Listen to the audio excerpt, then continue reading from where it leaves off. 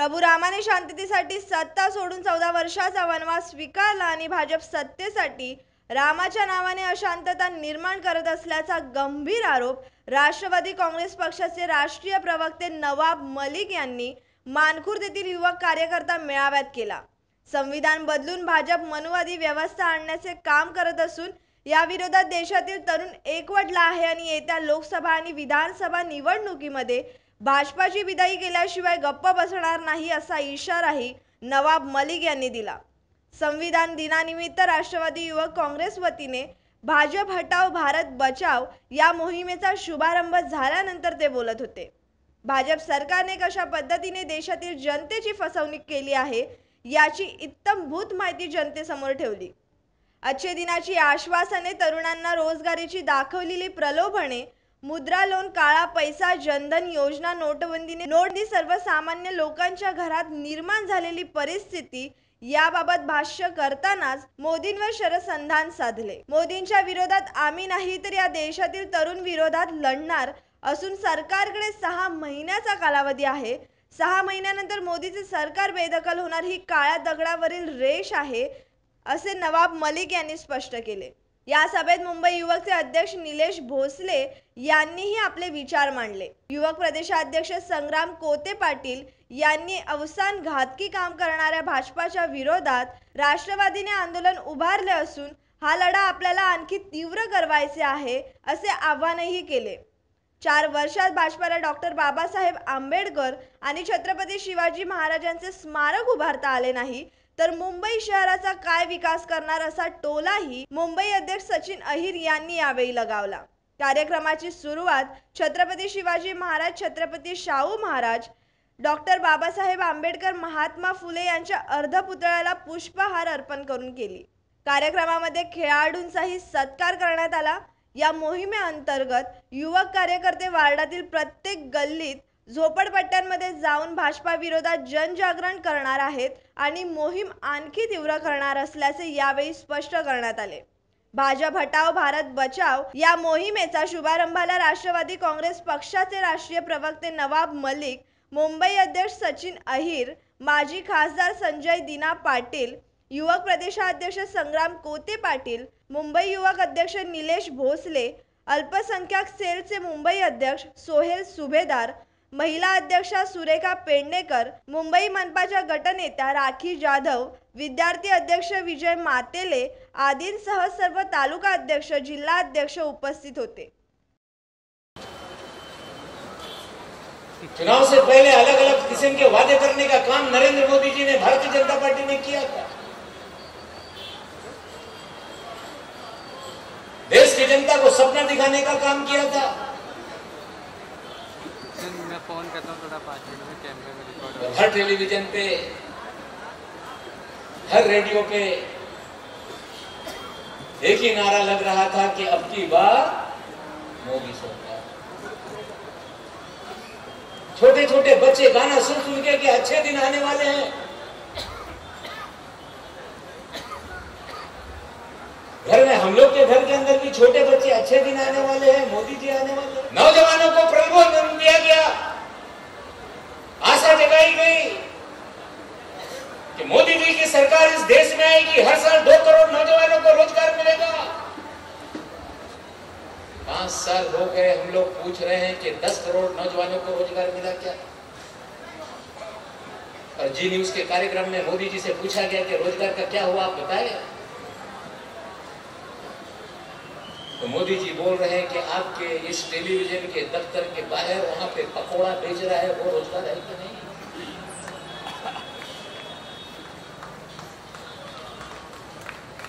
निलेश भोसले यहाँ पे एलएलबी है, माते में एलएलबी है,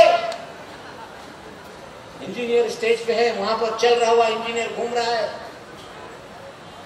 क्या सभी लोगों ने डिग्री ली थी क्या भजिया बेचने के लिए, भजिया इंजीनियरिंग सीखने का काम किया?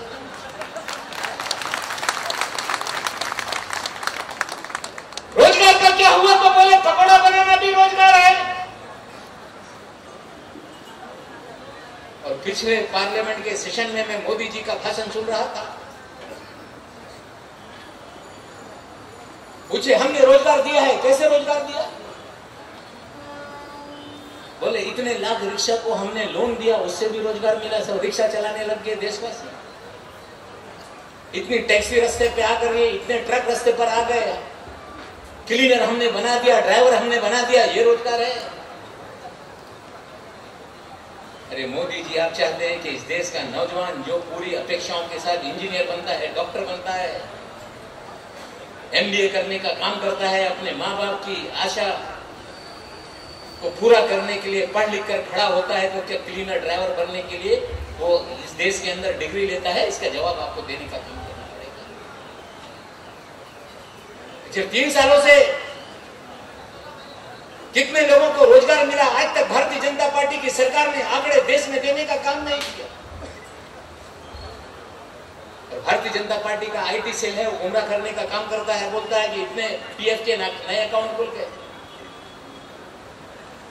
2017 में 80 लाख लोगों के PF के अकाउंट खुले। सचिन बाबू, मैंने डिबेट में बोला कि भाई PF के अकाउंट खुले तो हायर एंड फायर सिस्टम है। हमारा नौजवान साथी किसी ठेकेदार के पास 6 महीना काम करेगा, नया PF खुलेगा, और फिर उसकी छुट्टी हो गई तो PF का पैसा तो चला गया, नई नौकरी मिली तो फिर PF का अकाउंट खुलेगा इस कंपनी से उस कंपनी में, और उन्हीं लोगों को PF अकाउंट खुल रहा है। लोगों को गुमराह करने का काम भारतीय जनता पार्टी की सरकार कर रही है। और हर बार भारतीय जनता पार्टी के नेता बोलते हैं कि हमने स्वयं रोजगार दिया। टेलीविजन पे बैठो तो भाई रोजगार का क्या हुआ? बोले 12 करोड़ मुद्रा लोन हमने दिया। देश की आबादी कितनी है इस देश की? देश की आबादी है 125 से 30 करोड़। अगर 21 साल के लोगों को लोन दिया जा सकता है तो उनकी संख्या 80 करोड़ है। सरकारी नौकर को निकाल दो, इनकम टैक्स देने वाले को निकाल दो, तो 60 करोड़ लोग ऐसे हैं, या तो 21 साल से कम है या इनकम टैक्स भरते हैं, तो मुद्रा लोन तो उनको मिल नहीं सकता। जिस और जमानी चलती है उस और जमाना चलता है। नौजवानों ने क्रांति करना तय कर लिया तो निश्चित रूप से क्रांति आएगी और देश के अंदर सत्ता परिवर्तन होने वाला है। अच्छे दिन का वादा करके इस देश के अंदर लोगों को गुमराह करने का काम किया। बोले कि हम यहाँ इस देश के अंदर काला धन ले आएंगे। वो योगा वाला बाबा है, ऐसे ऐसे देखता है। बोले विदेशों में इतना काला धन है, भारत में आ गया तो 1 रुपया भी टैक्स देना नहीं है, पूरा देश ऐसे ही चलेगा, 30 रुपए में पेट्रोल बिकेगा।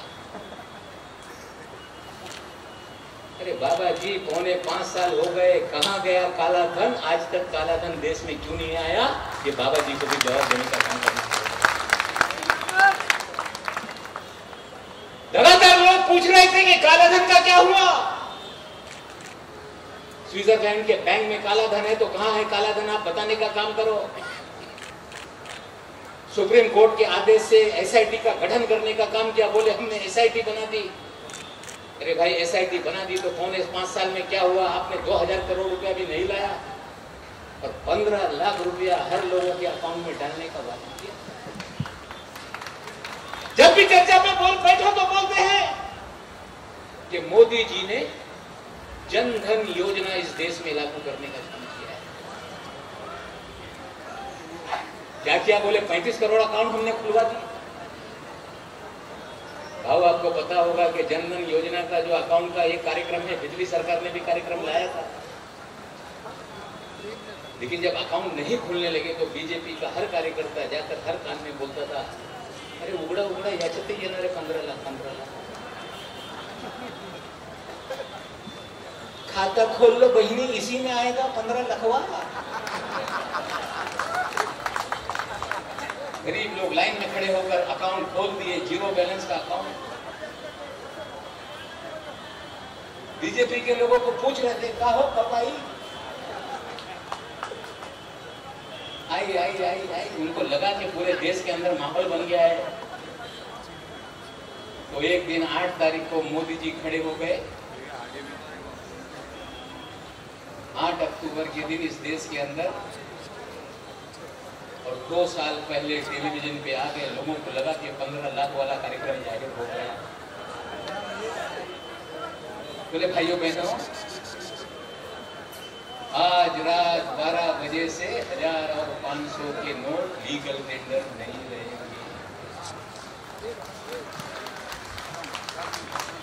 हम ये फैसला इसलिए कर रहे हैं कि काला धन इस देश के अंदर हमको बाहर निकालना है, जाली नोट पे लगाम लगाने का काम करना है, आतंकवाद को खत्म करने का काम करना है और पूरी तरह से देश की जनता सहयोग करे और 31 दिसंबर तक लोगों को जिनके पास पैसा है वो बैंकों में जमा कर सकते हैं। तो मैं अपनी बात करता हूं कि टेलीविजन पे खबर आई तो मेरे घर से मुझे फोन आ गया, मेरी बीवी का बोले क्या है, पता चला कि 1500 की नोट बंद हो गई। बोला क्या फर्क पड़ता है, बोले कुछ टेंशन हो रही। बोले क्यों टेंशन हो रही? बोले नहीं आओ तो घर पे बात करेंगे। 4 दिन पहले बोला कि जरा दे दो मुझे 10-5 हजार रुपया, 20,000 होगा तो थोड़ा काम है। बोले एक पैसा नहीं। रात को बोल रही है कि 1.5 लाख रुपया मेरे पास है, कैसे ये होगा बता। अभी मेरी तो उम्र हो गई 57-58 साल का था मैं 2 साल पहले। अब बीवी पे गुस्सा दिखाऊं तो क्या दिखाऊं बुढ़ापे में। लेकिन कितने घरों में एक फैसले से मियां बीवी के बीच में झगड़ा लगाने का काम मोदी साहब ने किया। क्या 2 साल में आतंकवाद खत्म हो गया? हर दिन कश्मीर से खबरें आ रही हैं कि आतंकवादी घुस गया और नोटबंदी के बाद तो पठानकोट के एयरबेस के ऊपर आतंकवादियों ने हमला करने का काम किया और आतंकवाद पे लगाम लगाने का काम मोदी सरकार नहीं कर पाई। मोदी जी जो बोल रहे थे कि लगभग 5 लाख करोड़ रुपया कागज का टुकड़ा बन जाएगा, रद्दी बन जाएगा, रद्दी बन जाएगा। रिजर्व बैंक ने आंकड़े देने का काम किया कि 99.3% पैसा फिर बैंक के अंदर आ गया, काला धन एक कमड़ा नहीं आया।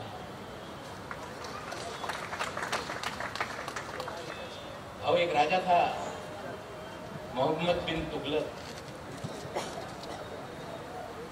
दिल्ली से उसने अपनी सल्तनत यहाँ पे खुलदाबाद में लाकर औरंगाबाद में लाकर बसा दी। और भाव हमारे कामगार नेता है, उनको पता होगा कि कारखानों के अंदर क्या हालात है, बेरोजगारी का संकट बढ़ा और 2 साल के अंदर पूरी तरह से छोटा व्यापारी हो, मझौला व्यापारी हो, छोटे कारखानेदार हो, पूरी तरह से नोटबंदी से त्रस्त हो गए। बेरोजगारी का संकट देश में निर्माण करने का काम भारतीय जनता और नोटबंदी से तो थोड़ा आगे बढ़ने का हो ही रहा था। तो बोले हम नया लाए हैं गुड सर्विसेज टैक्स। रात को 12 बजे घंटा बजा के देश में उन्होंने नया संकट पैदा करने का व्यापार पूरी तरह से मंदा, पूरी तरह से कारोबार मंदा, बेरोजगारी का संकट। हम लोगों ने सुना था कि भाई मरे को क्या मारते हो, मोदी जी को लगता है कि मर रहे तो और मार दो। जीएसटी का बोझ डालकर पूरी तरह से देश के अर्थव्यवस्था को संकट में लाने का काम मोदी जी जो भी फैसले करते हैं इस देश के अंदर, एक ही फैसला होता है कि इस देश के अंदर जो भी फायदा उठाना है तो बोले हमारे जो सूट बूट वाले हैं उनको ही फायदा मिलेगा। और इसके पहले मुंबई में PSCS कंपनी थी,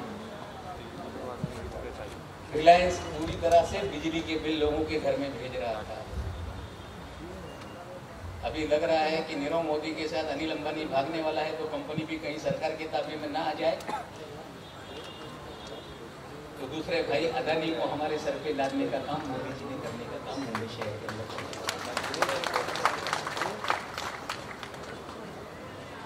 सभी लोगों को बिजली की बिल 1.5 गुना आ गए।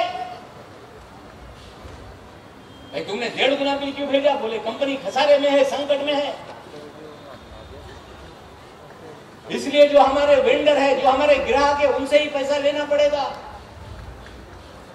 रिलायंस को, अदानी को देने के लिए भाव कम से कम 25,000 का घोटाला इस कंपनी के अंदर अदानी और अंबानी के माध्यम से किया गया है।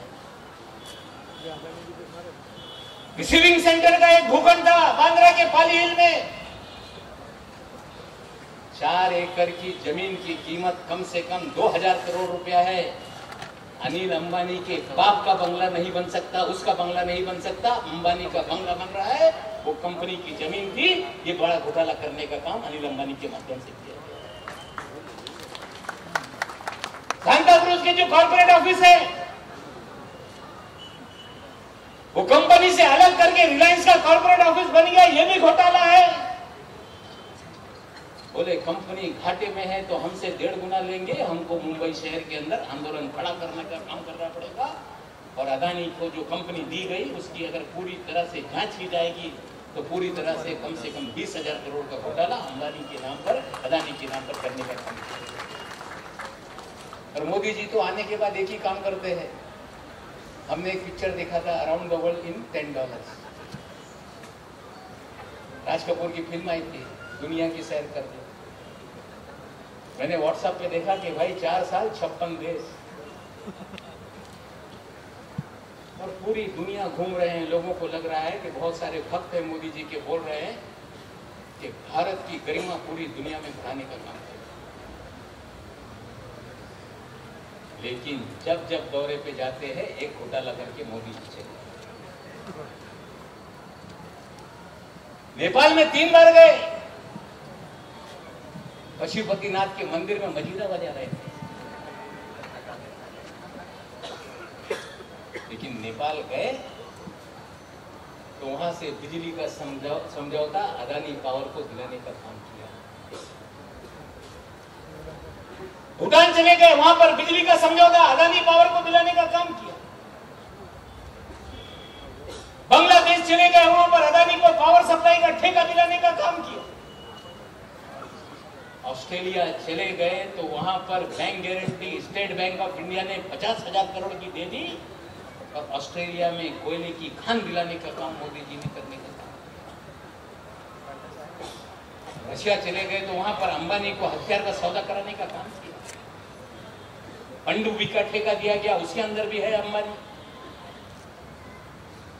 और पेरिस तो अलग ही तरह का शहर है। पेरिस गए, वहां पे फोटो खिंचाई हुई और राफेल का घोटाला मोदी साहब करके पेरिस से भारत में चले गए। बोलते हैं गवर्नमेंट टू गवर्नमेंट डील है। हम आपको बताना चाहते हैं कि भारतीय जनता पार्टी के लोग इस देश के अंदर लोगों को कह रहे हैं कि देश की रक्षा के लिए हमने राफेल के विमान को 36 विमानों को खरीदने के सौदा करने का काम किया। कोई भी मिलिट्री के साजो सामान खरीदने का एक प्रोसेस होता है। जब अटल बिहारी वाजपेयी जी की सरकार थी इस देश के अंदर, इंडियन ऑयल फोर्स ने, डिफेंस डिपार्टमेंट ने कहा कि हम गवर्नमेंट टू गवर्नमेंट डील करेंगे, राफेल हवाई जहाज खरीदा जाएगा। अटल जी बोले कि हो नहीं सकता, हमको अंतरराष्ट्रीय बिडिंग करना पड़ेगा और जहाज खरीदना पड़ेगा। एक प्रोसेस शुरू हो गया, प्रक्रिया शुरू हो गई, बिडिंग बुलाई गई, दुनिया की सारी कंपनियों ने भरा और अंत में राफेल जो लोएस्ट था बिडर, उसके साथ नेगोशिएशन का मामला 2013 में चला। ऐसे ही मुंबई, महाराष्ट्र और देश की तमाम खबरों को देखने के लिए आपका न्यूज़ को सब्सक्राइब कीजिए, लाइक कीजिए और बेल आइकॉन का बटन दबाना ना भूलें।